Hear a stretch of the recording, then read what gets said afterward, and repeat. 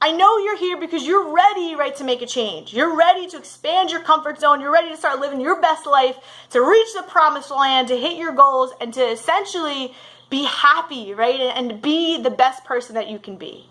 But sometimes when we're ready for this change, we start looking everywhere else, right, for the thing that we're missing, or for a secret that we don't know, or for a trick, right, that we didn't know before, right? It's elusive, and we don't think we have the thing that we need to change or to become the person that we want to be, that it's out there somewhere else. And today I want to share a story to inspire you that you have it right now. The thing that you're looking for, the thing that you want, right, is inside you all along, and all it takes is for you, right, to have enough belief and patience to pull it out of you and to shine it up, because it's ready, right? It's ready for you to discover.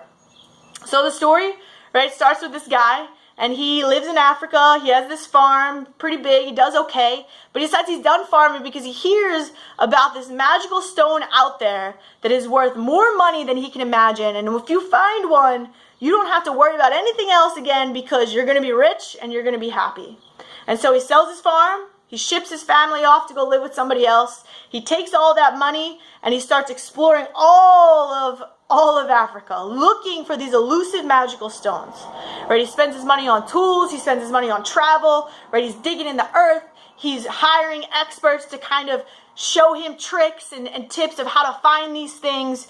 And years go by, and he barely finds anything, and he runs out of money, and he's sitting by the side of this river, and he's in total despair because he let his family down. There's not a nickel to his name, and he feels like a total failure. So he ends up drowning himself in a river. Really sad.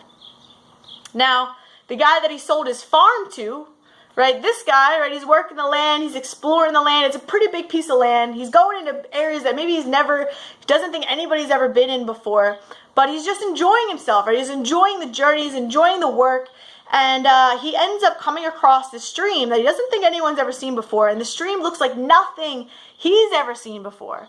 It's luminous, and it's sparkling, and it's shining, and it digs down into the stream, and he pulls out these sparkly stones. And he finds one that's pretty big. He thinks it's pretty cool, right? He kind of rubs it off. He takes it home, and he puts it on his mantelpiece. Now, a couple days later, a friend comes over, and he walks in the living room, and his jaw literally hits the floor, right? It drops, and he's like, oh, my God. Dude, do you know what this thing is? Right? And he grabs the stone off the mantelpiece, and the friend's like, I don't know, the sparkly stone? I just thought it looked cool, so I put it on my mantle, right? And the friend's like, man, this is the biggest diamond I've ever seen. You know what a diamond is? Oh my gosh, you're rich. And the guy says, a diamond? What are you talking about? What are these diamonds? And so his friend explains to him that it's one of the most precious stones that has ever been discovered on the earth, and that this is the biggest diamond that he's ever seen. And the guy says, what are you talking about? I have a whole stream full of these things. Not as big as this one, but they're full of them.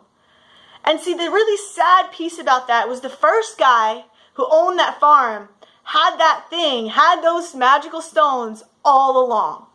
But he didn't believe it. He didn't take the time to discover it within his own backyard. So he went out looking on this wild goose chase everywhere else.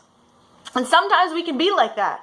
Sometimes we're so ready to make a change, like I talked about earlier, that we start going on this wild goose chase where we think that we don't have the thing anymore, that we need the thing, we need the secret, we need the trick, it's somewhere out there, and we just got to figure it out, we got to find it. But I want to inspire you, and I want to install belief in you that you have that stone within you already. And all you need to do is be patient and practice and dig it out day by day, step by step, little small action by little small action. And one day, right, that stone is going to be so sparkly and so beautiful from you polishing it, from you taking the time to be consistent, from you taking the time to do the things that you know really work, that really matter. And it'll be more worthwhile than learning some trick or some little thing that's just going to lead you on this wild goose chase forever. So remember, you have this stone within you, you have this diamond within you, and it's just waiting for you, right, to take the time to pull it out. So I hope you guys have a great day. I hope you guys remember that next time you feel like, I don't know what I'm doing anymore. Just keep staying persistent, keep grinding after it. You guys got this.